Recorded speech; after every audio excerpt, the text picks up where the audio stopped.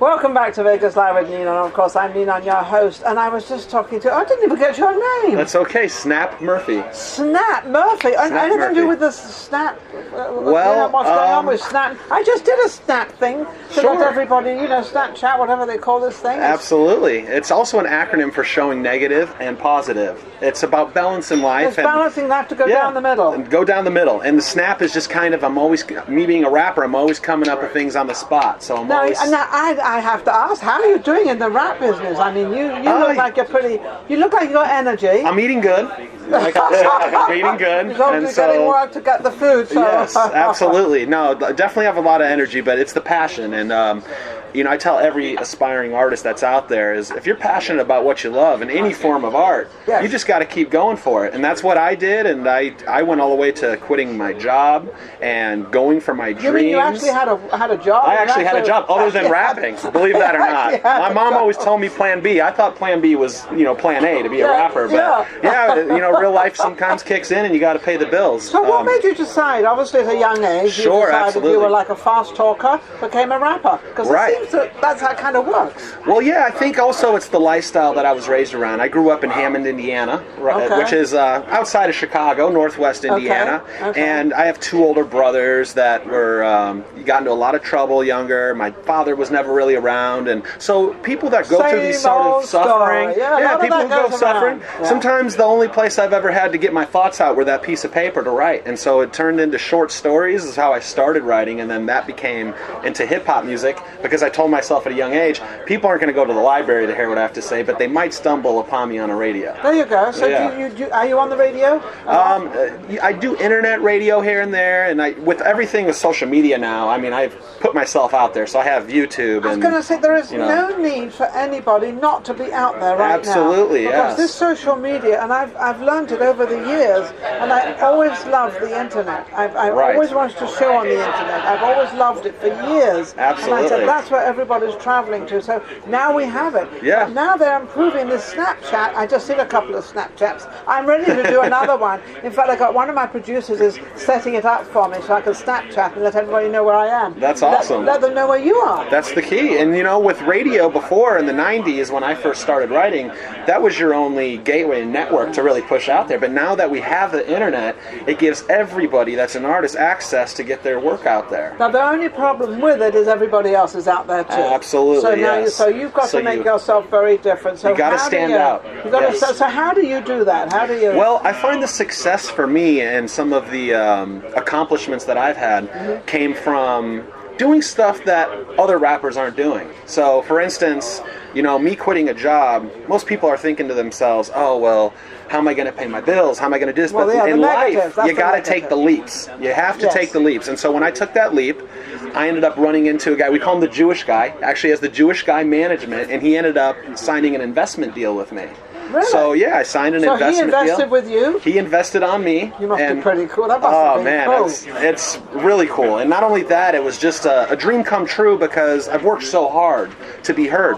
But the one thing is that when you try the same things, you're going to get the same results. Yes. So change is key, and never getting too comfortable. Yes. So I reach out every day. I go to my coffee shop and I get on my laptop and I will find 3 companies a day. For instance, Shure microphones. I went out to Shure microphones and I contacted their technical support and I said, I'm an artist in Las Vegas, Nevada, and I know you're going to read this message because it's tech support, and I believe that your company should sponsor me. Now, if I were to reach out to whoever, their coordinators are in their management to try to see if I had sponsorship, they might not read those emails because they're a dime a dozen. Hey, but they might want to sponsor our show. That's it. So, just hitting up tech support. I'm going to ask write that down. Write it down. They might want to support because they're you just never know.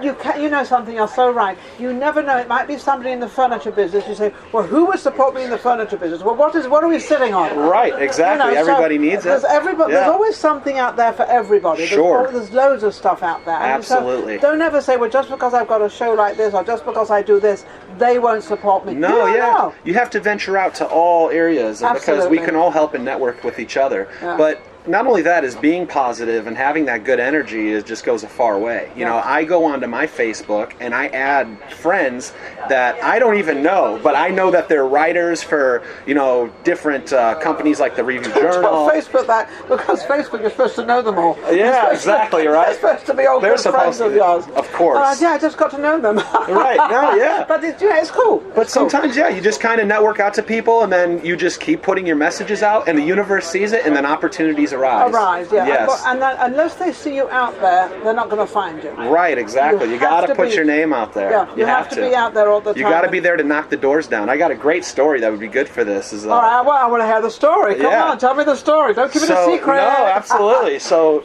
I drove out to Riverside, California to do a show, and I performed at my show, and it got over around 2 in the morning. Hip-hop shows go late. And I decided I was going to drive to Santa Monica, and I was going to sleep in my car and wake up the first thing in the morning to go to Universal Music and Interscope Music, and I was going to walk into their office and give my demo to the first person I saw. So I woke up about 5 or 6 times after getting kicked out of a bunch of parking lots from sleeping, and I finally get there at about 6:37 in the morning. Exhausted. I'm tired. You're trying to look fresh and lovely. Yeah, and keep in mind, I went to school for music business, so I know that me going in there and try to give them a demo, they're actually not legally able to accept it. So, but I still wanted to do that because it was about putting that out there in the universe, the tenacity and wanting it and being hungry for it, knowing that other artists aren't doing this. So I went in there and I went to go give my demo. She didn't take it. I said, that's okay, but remember my face, because next time I come here, it won't be me for soliciting my product. I will be here because I'll be on Universal Music, right? And I left. So when I left, I went to the beach. I'm exhausted. I get no sleep, and I'm sitting there on Santa Monica Beach. I'm looking at the water, and I'm reflecting on life, and I said, you know what? Interscope was on the other side, another record label, and I should have walked in there. And so I went back, and an hour later, after resting, I go back, and I walk inside of Interscope, and the receptionist there, I decided I'm not going to even ask her if I can give a demo. I'm just going to walk. No, I'm just going to walk in. So I walked in, and I walked right past the receptionist. I love that. I walked past the receptionist. I didn't get stopped. I went into the elevator, clicked the 3rd floor, and I got out up on the 3rd floor, and I saw a few little conference rooms that were open, and I walked in there myself and put my demos on these desks because I knew that, you know, I can give it to them, they're probably not going to get it. Another one, I'll put it in. Yeah, but if I kind of like was James Bond of the rap game at that point, and I just went on in, and I didn't take no for an answer, and I went up there, and I put my demo on there. Now, did I get a call back? No, but that's not the point. The point is you got to put that out there in the universe, because I've had other great opportunities that have came to me. I've done a music video, Red Foo from LMFAO, that's you know, Barry Gordy's son, founder of Motown. I got him to cameo in a music video. Ahmad, who is a famous, great rapper from the 90s, who just got his degree in psychology, I believe, at USC. He made a hit in the 90s. So you've got to know all these famous people. So I got to meet these people, and I've got to party with Red Foo in the Party Mansion in Hollywood. I'm going into 2016. Talk about dropping names. This guy's really famous. Hey, come on. You know what? I'm just a normal guy, though. That's why I tell people. Wait, I don't need to be so normal after what I'm going to do. But you know, you happen to mention 007. Yes. Condolences out to Roger Moore. Now, the reason I'm saying that Roger Moore, he died today. Oh, he was 89 years old. Right. But I have to tell you a story. I had an aunt called Yvonne Hicks, and Yvonne Hicks and Roger Moore used to play cards together in London. Roger Moore was not a famous guy at that time, but he's, you know, and my aunt had a husband, and he hated Roger Moore because they were always together. My aunt introduced him to I think it was Dorothy Squires, who was in Israel. He went to Israel, Roger Moore, married her, and that was the beginning of his career. So kind of, I was floating around there and sort of with this Roger Moore. Isn't that a cool story? That is so cool. When you mentioned 007, I've got to get that story in there. And rest in peace to Roger Moore. Yeah, he was amazing. And I was actually, he accepted an award for Audrey Hepburn, who had passed away 2 weeks before I was presenting her with Loyola Marymount award I was giving her, but she passed away, so he accepted the award. Wow. So it's funny how everything goes around and how full circle. Now, talk about full circle. So you're going to rap for me? Oh, I could rap for you guys, absolutely. Come on, I want some rapping. Come on. Okay, you ready? Yeah, you ready? I'm ready.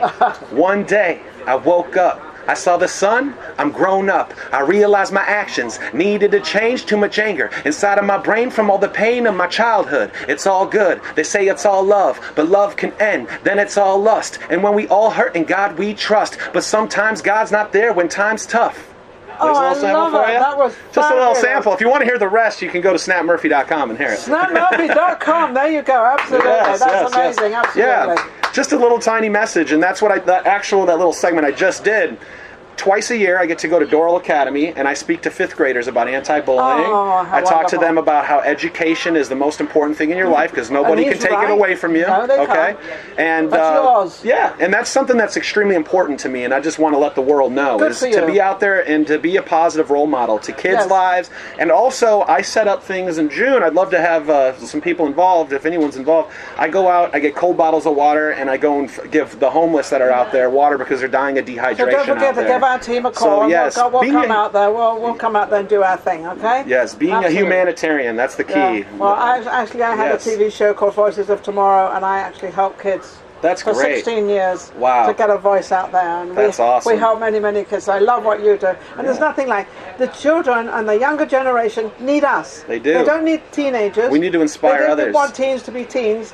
They need us to help them, and they truly do. And we must. It doesn't matter whether it's our child or somebody. It doesn't matter. Right. Help them. Absolutely. Absolutely. So as a kid that writes music, I used to battle depression, but I figured the key to fixing my depression was writing songs to lift people up with people that also have it. So now I create songs from an emotion that lifts, and it does, which lifts me up, that can help so many other people in the world with it. Absolutely. That's amazing. Hasn't he been amazing? Absolutely wonderful. Yeah. So don't forget to watch out for his rapping. He raps pretty cool, doesn't he? I mean, hey, that's just a little piece, so you guys better follow. Yeah. Where do they follow again? You go to www.snapmurphy.com. All of my social media is connected to there, and you can follow me to whatever you use. And it's been an honor to be on the show today, so thank you so much. Thank you for coming on. Are you appearing anywhere or anything happening? So I'm doing a show on June 3rd at the Waterhole, which is off of Chinatown in Spring Mountain and Arville area. And I'm working on June 8th for Brooklyn Bowl. Max Adler, if you're watching, you need to get me on that show. Come on, get him on. He's great. Then I have a few other things going. And actually, when I leave here, I am doing another segment with the Las Vegas Review-Journal. They're going to be doing a story on me about being an artist in Las Vegas, a rap artist going out there and trying to get his dreams and the hardships of it and the excitement of it. So now you're going to hear it in the review? At the Review-Journal, yeah. Review-Journal, going to be down there, so promote them too. Wonderful. Thank you so much for coming on. We'll be back. Vegas Live. Vegas Live.